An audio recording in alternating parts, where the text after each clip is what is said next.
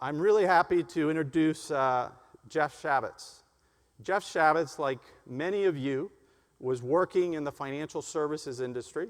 He graduated from Tufts University. He went to work for Lehman Brothers as an investment banker. However, there was something that kept pulling at Jeff, and that was an entrepreneurial spirit. He wanted to be an entrepreneur. His head was full of these ideas. He wanted to pursue his life's purpose and his passion, but he was afraid. What would his parents think? What about all the loans that he had to repay to Tufts? And he's going to tell you a story of what happened. And he is releasing his book today.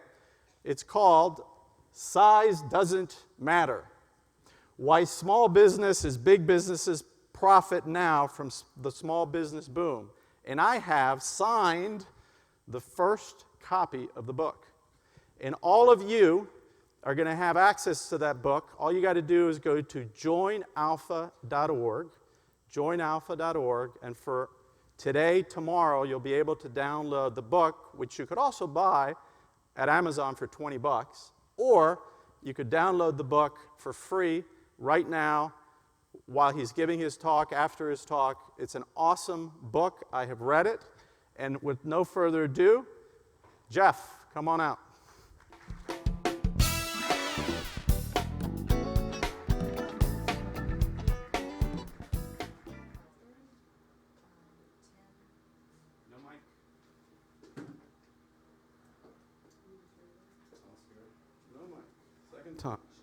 Better?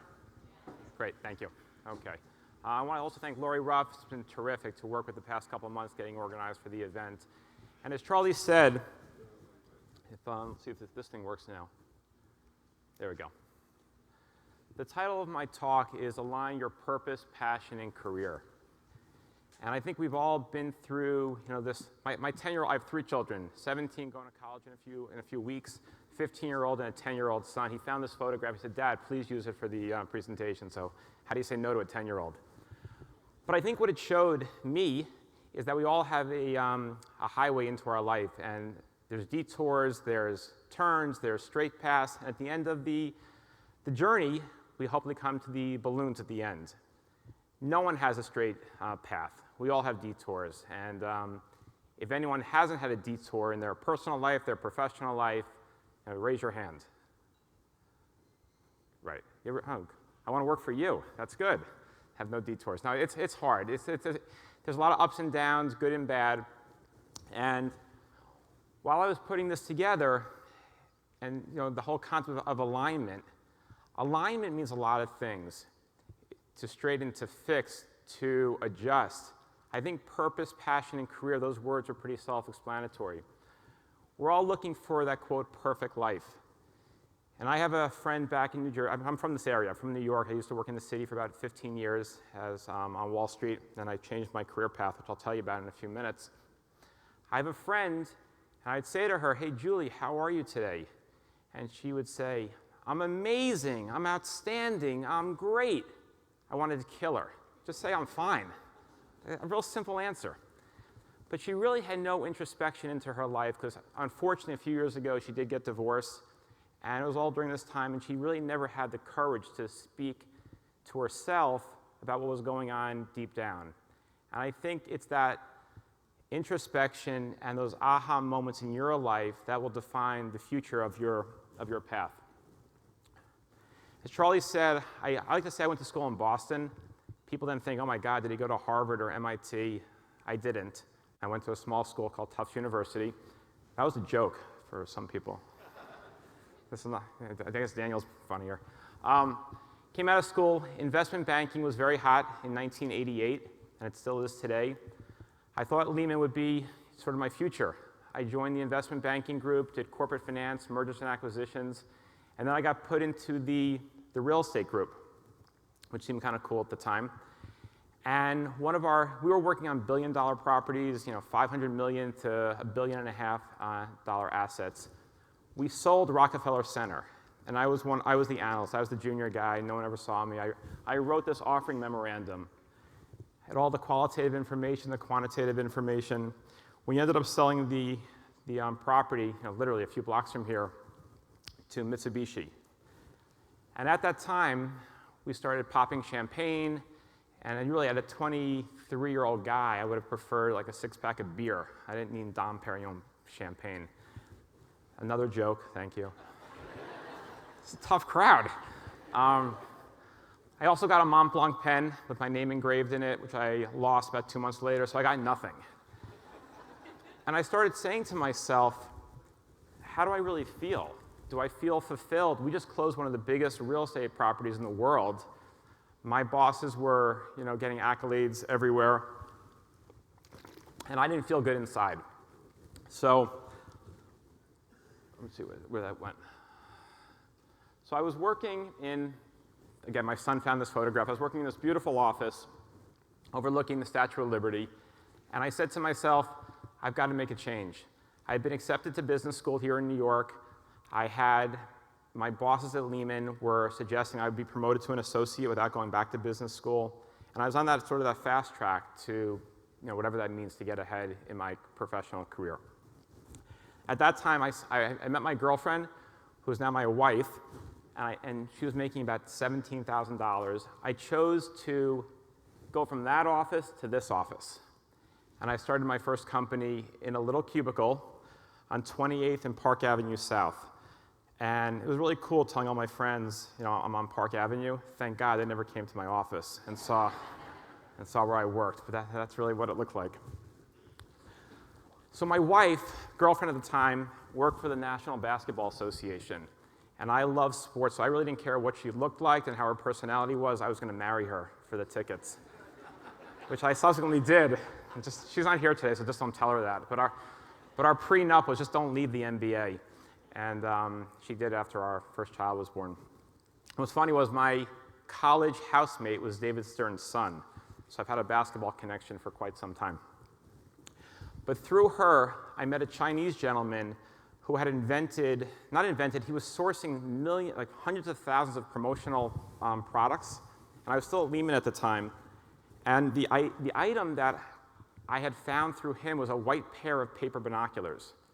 And I had the idea of putting a company logo on the product.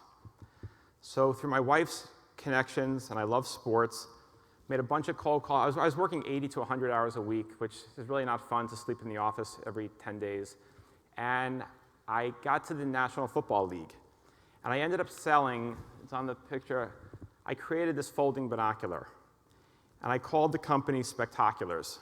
And I literally sold 250,000 pairs in 1991 to the NFL, and my corporate sponsor was Breathe Right nasal strips. And I was fortunate, I didn't even tell the NFL. I got a license from the NFL. I put my home phone number on the product, and I started getting calls from major corporate sponsors.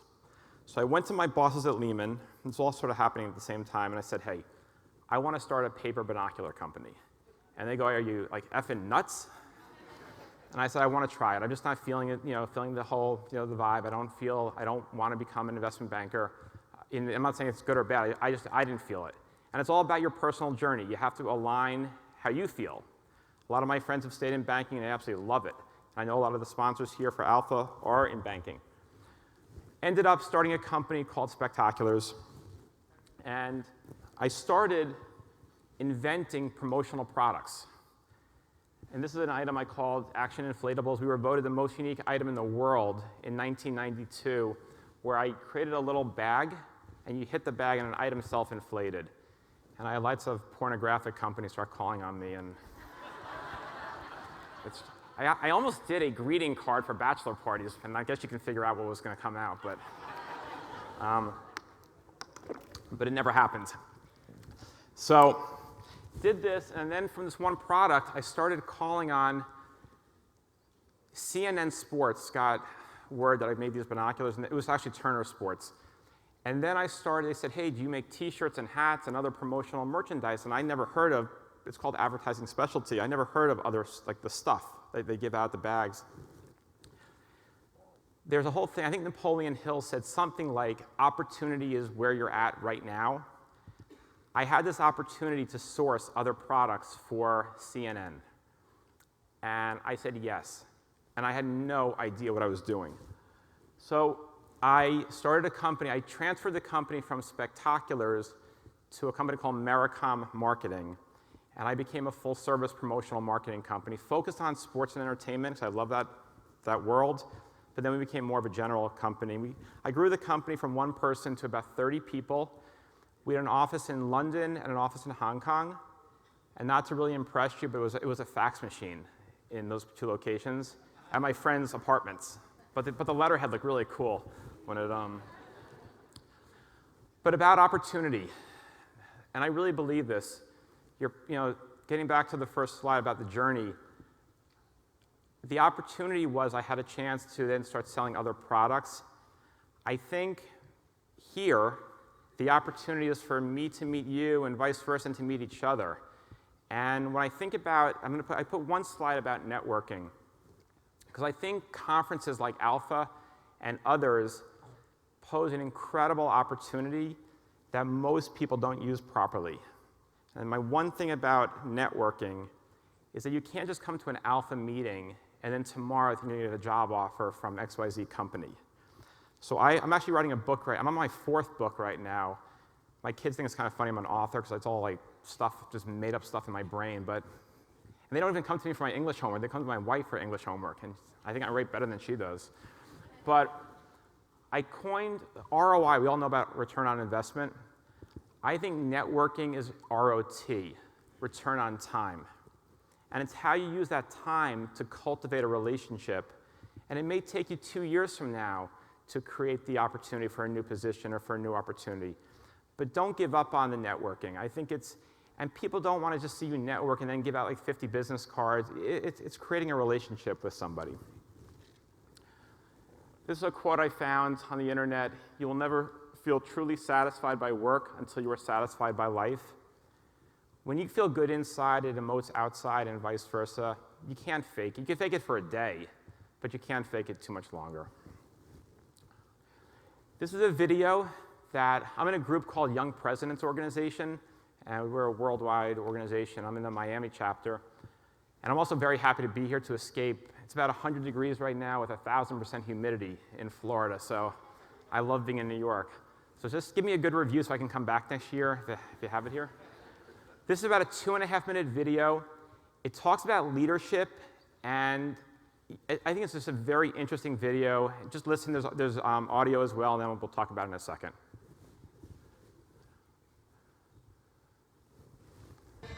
If you've learned a lot about leadership and making a movement, then let's watch a movement happen start to finish in under 3 minutes and dissect some lessons. First, of course, a leader needs the guts to stand alone and look ridiculous. But what he's doing is so simple, it's almost instructional. This is key. You must be easy to follow. Now here comes the first follower with a crucial role. He publicly shows everyone else how to follow. Notice how the leader embraces him as an equal. So it's not about the leader anymore. It's about them, plural. Notice how he's calling to his friends to join in. See, it takes guts to be a first follower. You stand out and you brave ridicule yourself. Being a first follower is an underappreciated form of leadership. The first follower transforms a lone nut into a leader. If the leader is the flint, the first follower is the spark that really makes the fire. Now here's the second follower. This is a turning point. It's proof the first has done well. Now it's not a lone nut and it's not 2 nuts. 3 is a crowd and a crowd is news. A movement must be public. Make sure outsiders see more than just the leader. Everyone needs to see the followers because new followers emulate followers, not the leader. Now here come 2 more people, then 3 more immediately. Now we've got momentum. This is the tipping point, and now we have a movement. As more people jump in, it's no longer risky. If they were on the fence before, there's no reason not to join in now. They won't stand out, they won't be ridiculed, and they will be part of the in crowd if they hurry. And over the next minute, you'll see the rest who prefer to stay part of the crowd, because eventually they'd be ridiculed for not joining. And ladies and gentlemen, that is how a movement is made. So let's recap what we've learned.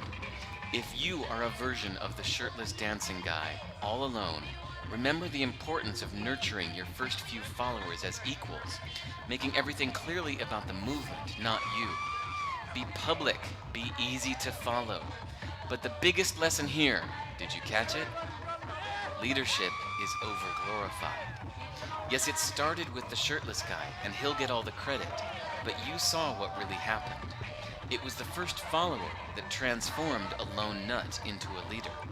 There's no movement without the first follower. See, we're told that we all need to be leaders, but that would be really ineffective. The best way to make a movement, if you really care, is to courageously follow and show others how to follow. When you find a lone nut doing something great, have the guts to be the first person to stand up and join in.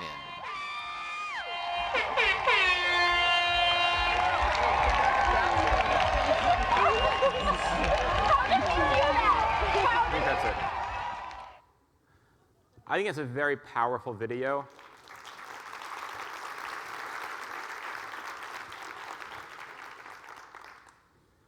So when I started after Lehman, my first company, which was Maricom, I sort of take that, the video happened after my business started in 1992, my first one. It was how do you create some momentum to have somebody follow you? I had no money. I worked in this little shitty cubicle, and I wanted someone to join the company. I just couldn't handle any more the work. So it's hard to create. I almost think at times the first follower is more of a leader than even, in my case, myself, because he or she believed in the movement, to use this word. So this is a crazy story, and I've done a lot of things right and probably a lot more things wrong, and this was one of the wrong things I did. I met a woman, did a lot of interviews, and I hired a woman to be my admin assistant, right-hand person. I loved her. We became truly great friends. She babysat my child. She came to birthday party. We became really, we were in sync, and I trusted her. And as a small business owner, we were a two-person company. I grew it to about 30 people eventually. That she started doing everything, my bookkeeping, my stuff. So we were growing.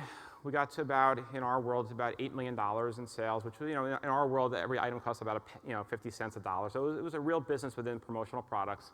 I come in one day on a weekend just to proof my stuff. I had not been looking at my bank account statements or my Amex bills. She had stolen about $250,000 from me over a 4-year period. It started out being $100, then it was $200. We had about 750 vendors, so it was very hard for me to keep track of my t-shirt company, the umbrella company. I lost it. I couldn't breathe. I was so upset I couldn't even cry. It's like beyond disbelief. Stayed at work for the rest of the afternoon to about midnight, called the police. Long story, the FBI got involved because she was buying very high-end promotional sports apparel, like Michael Jordan's uniform and basketballs, selling them interstate. Now when you have interstate crimes, the FBI gets involved. It became a nightmare. I felt terrible. I mean, I couldn't go out for dinner anymore. I couldn't be happy. I didn't want to spend $50 on meals. My whole life was coming in. And she did go to jail for 3.5 years. My restitution was $250,000, of which I'll probably get in my whole life about $1,500 back. When I look back upon this, I was more guilty than she was. I lost complete control of my business.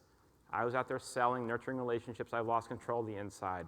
So what I would suggest, as a reflection point to you, whether it's you're in your big company, little company, in your division, is take control of, don't source everything out. You really have to take control. And it was a real low point in my business life. I've learned a lot. I may even write a book about, how theft happens in small and big companies. So unfortunately, I've seen it now too many times. I have a thing, I don't have ADD medically. I have a disease called BADD, which is business ADD. Every 10 years, I sort of get that itch to try something new. I'm almost 50 years old. So I did the Maricom for a couple more years. I paid everyone back, all my vendors. My reputation is critical to who I am. And I got back into the finance business. And it's all about that journey. My mother never thought I'd be selling pens for a living and promotional t-shirts, so she still says I'm a banker to her friends. She has no idea what I do. You can laugh more at that one. That was pretty good. I Got involved. I met a gentleman who had founded a bank in South Florida, grew it to about 70 branches, sold the bank to Wachovia, and as part of the transaction, there was a component called credit card processing, which is we all use our credit cards, but we may not know the other side of it, how it works from the merchant perspective. He and a partner were not interested in working. They wanted to be founders and put some capital in. I was getting frustrated with the commoditization of the promotional world, and I have a whole philosophy on how to decommoditize a commodity. I mean, many times, you think you're in a commodity industry, but there are ways to really turn it around and make it a very special, unique product. And credit cards is a commodity, and I'll explain how we made it different. Started the company, the three of us. I was the operator. We grew the company from 3 people to about 32 full-time people and about 700 salespeople. And it's a little bit of a BS number because the 700 were independent, but of those 700, 125 were full-time. They weren't employees per se, but their whole livelihood was going through our company. So we had about 150 employees in the company. Let me go back. About 3 years ago, we sold the company to a private equity firm that was rolling up lots of credit card companies. It was really because my partners were seeing they wanted to cash out on the opportunity. I was the transitional president. We're now the 20th largest company in the United States doing credit card processing. It's not me, it's our parent company, and we were their largest acquisition to date. And I started rethinking about my purpose, passion, and career. And I had done the credit cards, I'd done the finance thing twice. I said, hey, over Christmas in last December, I started writing just for the fun. It was a rainy day. I can't sit around doing nothing. The golf course was closed, and the gym I had already been to the gym. I started writing a little book about my experience, because my daughter was working for a business organization in Florida. And I started writing a book, which turned into Size Doesn't Matter. And went from 1 page to 203 pages. And I was, Mitchell Levy from Think Aha, he's now my publisher. And I'm not sure if Mitchell's here, but I really thank him for the friendship. And I've now written 2 more books. One is a small book about key messages about small business. The third book is The Power of Residual Income, which is a big part of the credit card. And there's many industries that have residual and recurring revenue. And my fourth book, which I'm working on right now, is about networking and how to do it, in my opinion, properly. One of the books, and I'll just talk about this real quickly, there's 140 of these expressions, but I think I just chose 3. And again, this is all free to anyone in Alpha. You can just download the book. It's no money, and it's just some kind of cool stuff that may get you thinking differently. Do your customers and employees really know what you're thinking? One thing that I learned, when we had reviews at my company, I would always say to our employees, I've already cut your bonus check. Tell me anything about me that's good or bad. Please, I really want you to speak openly. So one woman who had been with us for about 10 years, and I think I'm a good guy, I really care about people a lot, she said, you're always walking so fast through the office, to your office, we're always intimidated that we can't share an idea with you. She said if you walked a little slower and just said, hey, can we talk for a minute, she would share more. That was very valuable to me. I now do walk slower in the office. I do talk to people more during the day. And I never meant to be insulting to anyone, but she felt intimidated that there was never time to really express her opinions. And I also tried to we were small. I mean, we were a family company. We had 30 employees, 30 full-time employees. We tried to have lunches, group lunches. We made it into, I think yesterday at the CEO meeting, it's all about the culture. I was very proud that we had a culture that I and we aspired to. And it's never about me, it's about everyone. It's about the organization. So I did the credit cards, I wrote the book. My non-compete ended a few months ago. I'm now, and I hate this word, I'm now a consultant to the parent company, which means nothing. I'm not sure what it means, but it's a sort of a cool title to have for a little bit. And the culmination of my almost 30 years in business, I'm a sales guy. I think I understand strategic direction and how to implement, but I love selling and I love helping companies grow. I've recently started a company called Traffic Jamming. And the word traffic to me means sales, customers. Without customers, we don't have a business. without new revenue. I mean, all the other stuff is critically important, payroll, insurance, HR, all the other stuff. But my focus is how to grow a company. And I put together what I think are the best of breed of products and services, and that's what we're now offering to primarily small to mid-sized merchants or business owners and entrepreneurs around the country. We had about 15,000 small business, well, not small. We had the third largest company in the world as our client, being Siemens. I think they were the third largest. We had Mount Sinai here in New York City. We still do. The hospital system. We had UNICEF. We had many, many Fortune 50 companies as clients, but the predominance of our credit card company was the restaurant, the dry cleaner, the liquor store, that type of thing. One thing I'll just talk about with business, no matter if you're big or small, it's great as a leader, whether you lead your division, you're a one-person company, you work for these mega companies from yesterday, you need to quantify what's really going on. As a leader, we all have gut reactions and gut feelings if things are working, but if you don't measure it, you don't know. I think the Harvard Business Review talked about if you measure, I think you're going to do 55% better than your competitor just by the fact that you wrote down your goals. And many people, we all talk about having the vision statement, the mission statement, but you have to write it down. And you have to look at it. You really have to. I know it sounds so pedantic, but you have to do it. So this is a quote, "Half the money I spend on advertising is wasted. The trouble is I don't know which half." But it's true. So I think that was from like the 1830s.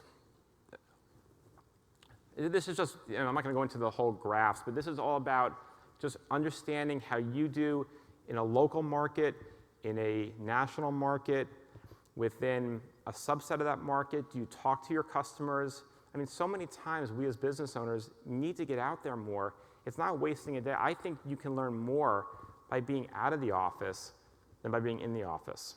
And we all get so, I'm so busy today, I'm so busy. Nothing's really going to change that much if you miss a day of work. And it's work, and it's fun. And to me, it's actually the fun work. Just have the right bookkeeper if you ever do it. Don't be like me, and it doesn't work out very well. This is just, I am the most untechy person in the world. My 10-year-old's a lot smarter than me. But I think it's very important getting back to the alignment of who you are. You need to know who you are internally, as a person, as a company, but then you need to know how to project that image to the outside world. And again, Lori is brilliant, and a lot of people at ALPFA are so smart technologically, and I was at the meeting yesterday with a lot of the younger students. Just know how to create your image to the outside world. And then more important than even the business is how do you see yourself? One thing I have learned, I actually didn't discuss this before on the happy slide, if you say to somebody, are you happy in your career? Are you happy in your personal life, your professional life? There's three answers.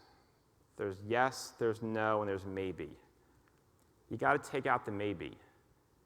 It's either yes or no.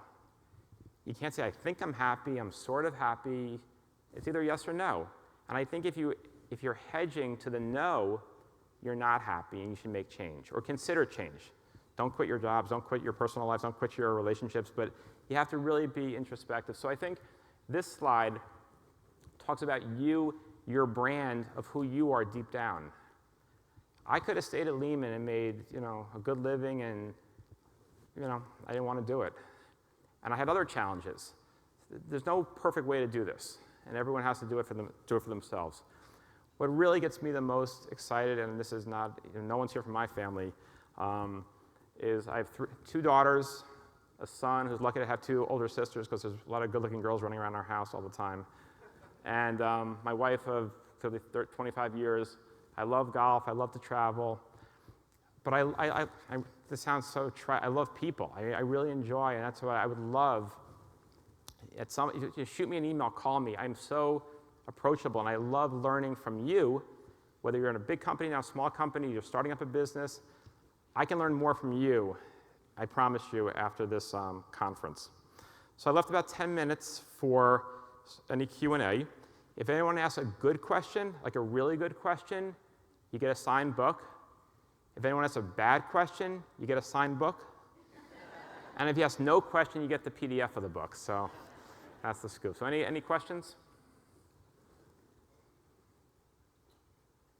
I have one question. There's 2 microphones, actually, if you want to just stand up. Or you can just ask me and I could repeat the question. Hi, my name is Jaime Beltran. So I have a question on regards to when did you make the decision to leave the company, in this case Lehman Brothers, and just start your own things? What was the aha moment that came up to you? The aha moment for me was that we had closed this $1 billion transaction, and I was supposed to, my entire group was feeling euphoria. They couldn't stop, and I felt nothing. I was like, I mean, I faked it, but I was numb inside. I didn't care. And at that point, I said, at 23 years old, or 23 and a half, how am I going to just stay on this path to do things I don't care about? So that was the moment. And then I did take about 6 months to sort of figure, I didn't say, hey, I'm quitting that day. It took me about 6 months to sort of figure out the plan. And again, about the journey, who knew I was going to find a paper binocular? I mean, I didn't go to college to sell paper binoculars, but that's what I ended up doing. And I was literally calling. I literally sat in that little cubicle making cold calls. I picked out the biggest companies in New York City, so I lived here, and I called General Motors, I called Pfizer, I called HBO, and my biggest client, NBC, would not talk to me for 2 years. The woman, she was the head of buying for all of NBC, and this is a true story. And everything was true, so it's not like this is a fake story. I'm going to give you a fake story right now, okay? She wouldn't see me, so I started sending her every month a pizza box, saying, hey, I want to come have pizza with you for lunch. I sent her cereal boxes. I sent her Frisbees that, hey, I want to throw an order. Can you throw me an order? I sent her a choo-choo train saying, hey, if you'll see me, I'll give you the caboose. I mean, I had all this, I must have spent more money on this woman. So she said to me finally, after 2 years, it became a game to me. I mean, it wasn't about the money. I wanted to meet this woman. I could meet Obama easier than meeting this woman. So I finally got a meeting with her through the assistant. She kept me waiting 6 hours. And I had it planned in my brain, when she calls me up, I'm not going to say a word about the waiting. And I was getting happier the more I waited. I said, I'm going to see this woman. She called me in. I said, hey, her name is Melody. I said, hey, Melody, great to meet you finally. I didn't say a word. She didn't say, I'm sorry to keep you waiting. She became my biggest client. We started doing over $1 million a year in promotional products with NBC. She said to me, Jeff, we get 100 calls a week from guys like you. And you got through me, but it took 2 years. So that's a quick story. I think this is on. Mm-hmm. Good morning. Good morning. So everything you said about networking and getting out there and then loving people and loving to meet people, I completely agree with that. And that's something I'm real passionate about also. In day-to-day life, it's real hard to kind of get out there and network and meet people because you're so focused on work or school or bettering yourself. So I was kind of interested in what is it that you do, or what advice would you give to break down some of those social barriers that you may be hiding behind or something like that, and really get out there to, put yourself out there, network, and build, your network or your council of people? I would respectfully say it's always an excuse when people say to me they're busy.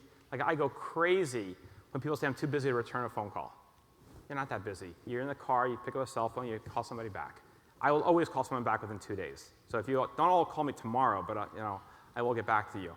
I think the part of networking is that many people go to a networking event and they talk to the person they know. Get out of your comfort zone. Go to a networking event where you know nobody.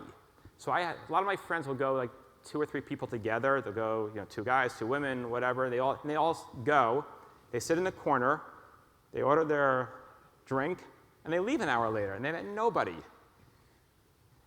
If you would be, not you, but the group, me too, get uncomfortable, say, hi, I'm Jeff, I'm now starting traffic jamming, I'd love to just talk to you for a few minutes.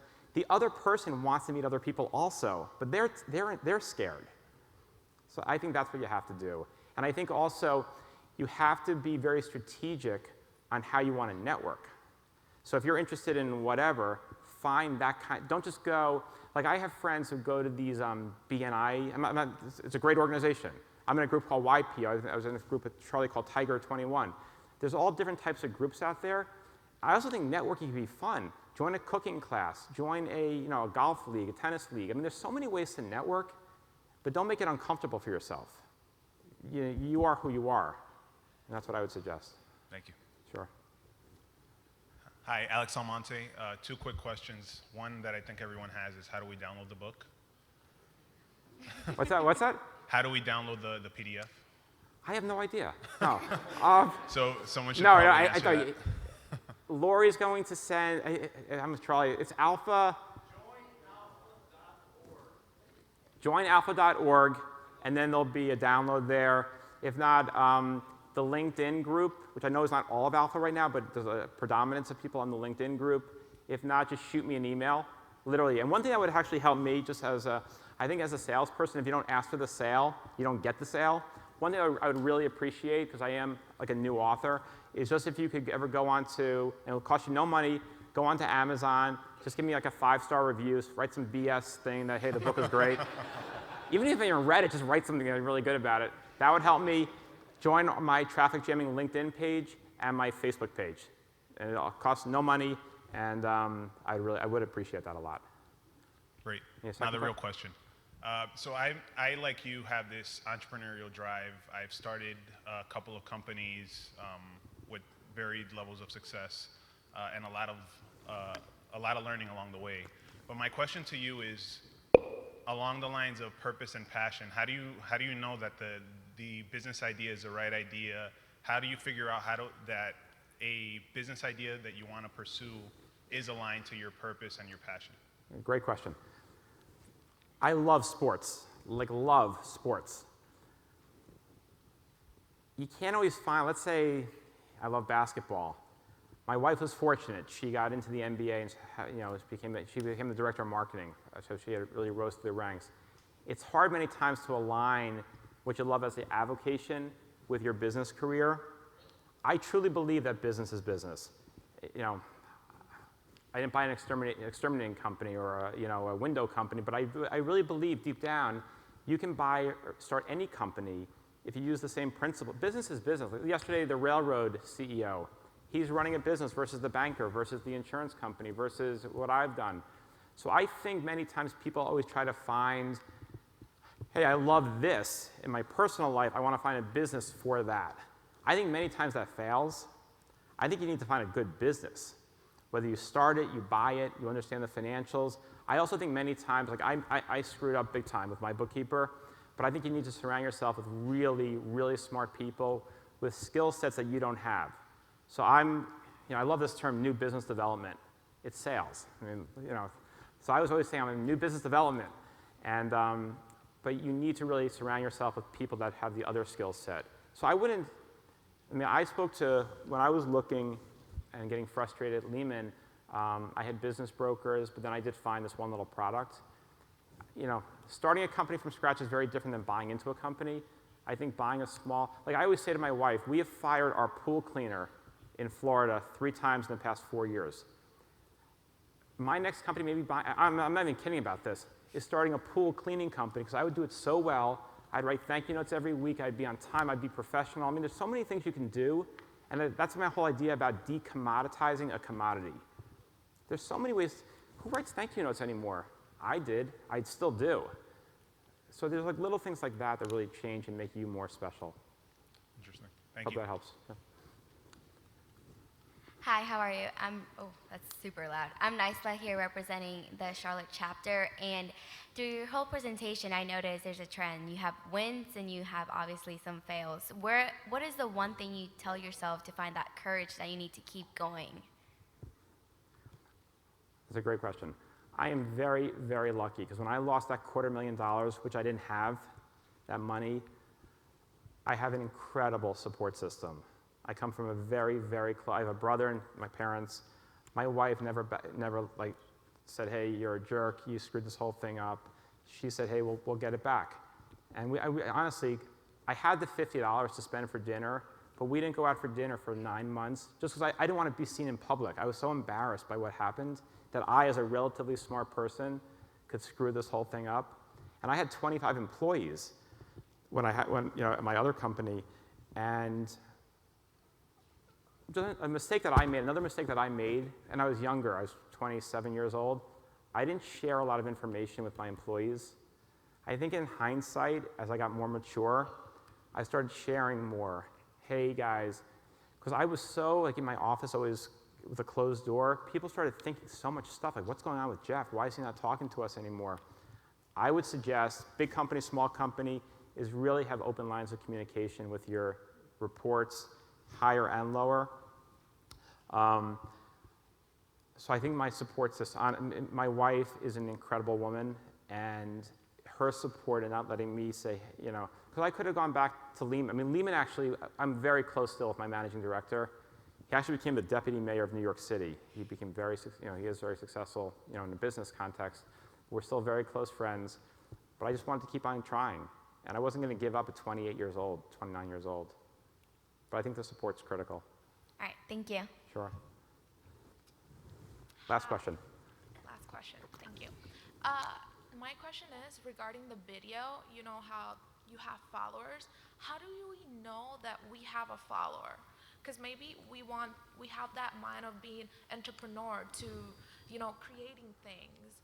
And how do we know we have that follower? Because they said that we should treat them as equals so we could grow. So how did you find yourself saying, oh, this is my first couple followers, how can I get them in the movement so we could grow together? At that point, when I had that first follower, first employee, and then we had about 30 employees, it almost like the movement, and I never knew that word movement until I saw the video, but the company was sort of going on autopilot. Like we were going bowling. I mean, I was young. I'm still young, but I was making it really fun. I mean, we were going bowling every 2 weeks. I bought a ping pong table for the office. I bought a pinball machine for the office, and we were really trying to make it fun. And like one day I said to my wife, "Hey, we have like a real company right now." I mean, there's a company when you have one person's a company, and I'm so empathetic to every type of company. One person, and yesterday I'm in awe when I hear these companies that have 40, 50,000 employees. I mean, I can't even understand it. But I think the movement starts to happen naturally, but you have to be the leader. And I'm not saying just in a small company, in your division. You could work for Lehman Brothers and be a leader. You can work in a nonprofit. You can work at ALPFA. You can be anywhere. But you have to, I think once you become that leader inside, people want to follow. More people want to follow, and then it becomes a whole cultural thing. Great question.